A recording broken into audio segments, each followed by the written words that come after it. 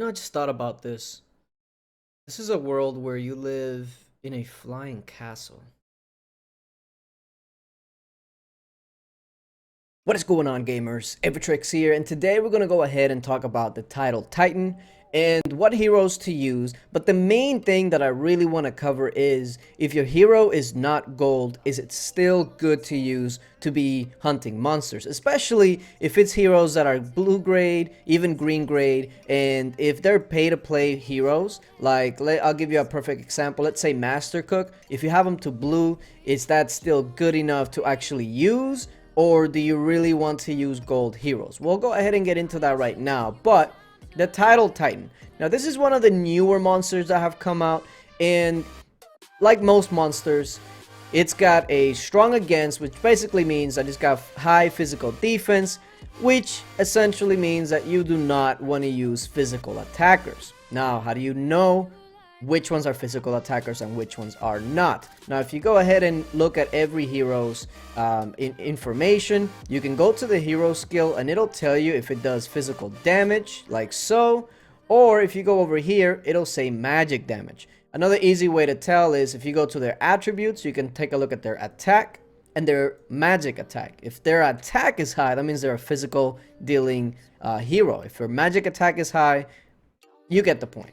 So essentially, what you want to be using for Tidal Titan is magic heroes. Now, I was taking a look at this Tidal Titan and how everything works and what he does and everything. So, I've been taking a look at what does the most damage and all of that, and I came across this list, which basically showed me to use these heroes. Now, if you know me, you know that I've always talked about lists and to be careful with them. Now, that doesn't mean that you can ever use them, because this list usually have some merit behind them.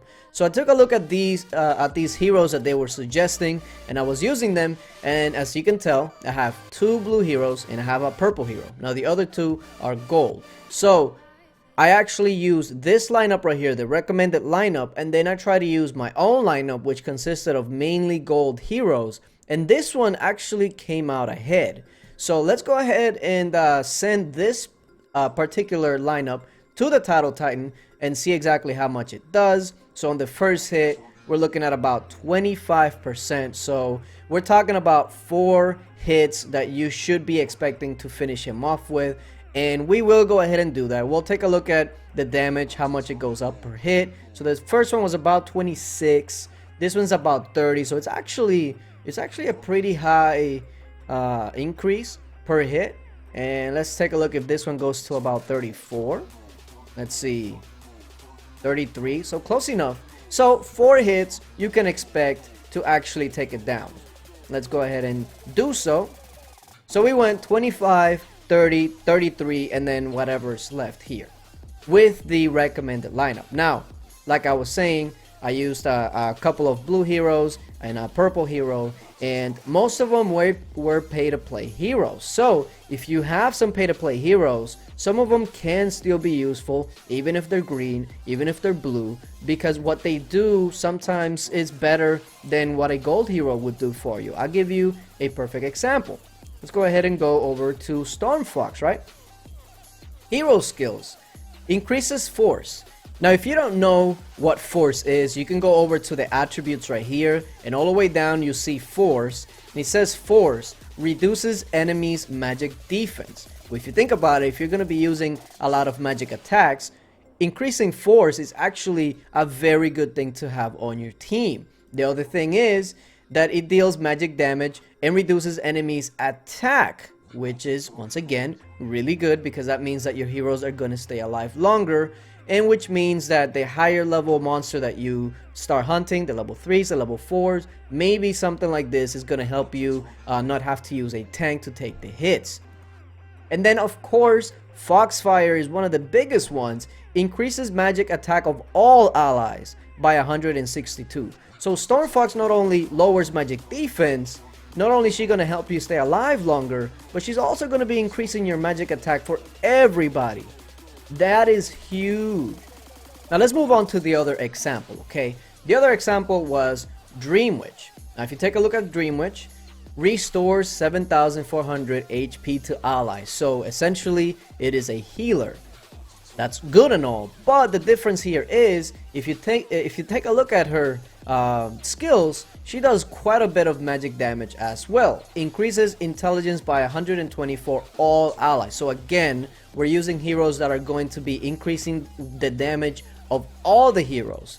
So when you're looking at heroes that you're going to be sending out to hunt monsters, you don't want to independently look at that hero and how much damage this specific hero does, etc. Is that hero going to be increasing the stats, the damage of everybody else? Because if you're increasing the damage of everybody else, you're going to be doing damage as a whole. And that's the whole point of sending 5 heroes, right?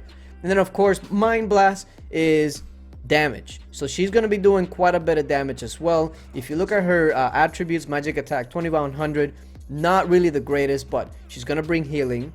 She's going to bring a buff to your magic attack. And because now we have that combination of healing, buffing your magic attacks, and lowering their attacks, that's going to give you a much better chance of not actually having to use a tank, and essentially a much better chance of dealing damage the higher that you go. Now, with all of that being said, if you want to take one thing away from that is, if you have blue, green, or green heroes, whatever, purple heroes, if they are a good hero to send that will actually increase your stats, whether that's for magic attack, physical attack, etc., try them. You don't have to be locked into gold heroes.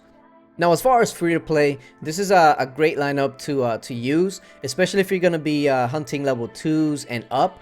Now, there is no dedicated healer for this one because I'm hunting at level 2, and at level 2, Child of Light stays alive by himself. He doesn't really necessarily need a healer, but if you're going to go up to 3, 4, even 5, then I would suggest switching out somebody like Snow Queen and then using Sea Squire or Prima Donna if you're having a lot of issues staying alive. But for the most part, level 2s, you don't need a healer. Level 3, then at that point you do want to throw in a healer.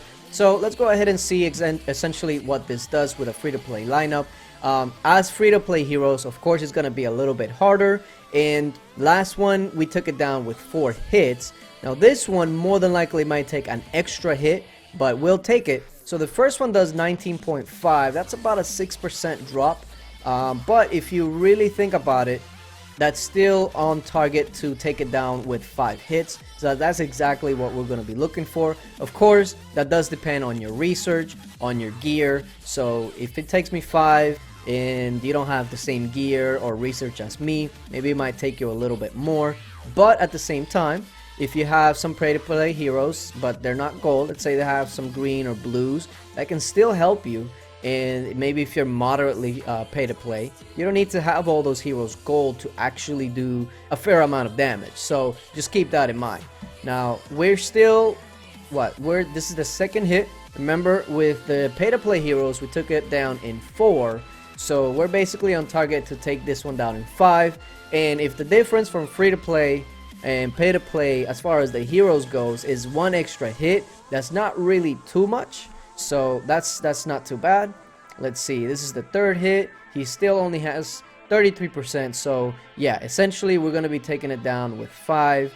Really, if you think about it, it's 4 and a little bit extra. I think he might only have 8 or 7% left that we have to get with that final hit. So if you're going to be hunting a lot of these monsters and you notice that when you're hunting, they're always left with something like this, just a sliver, 8%, this is where you can start using your monster hunt damage and increases your damage by 25%, and that essentially is going to negate this last hit right here, and it's going to let you do it in 1 extra less hit, and in the end it's going to save you a lot of energy in the long run. But of course, that's if you're out here hunting a lot of level 2s, level 3s, and you're using your energy to hunt these monsters. If not, I wouldn't really waste them.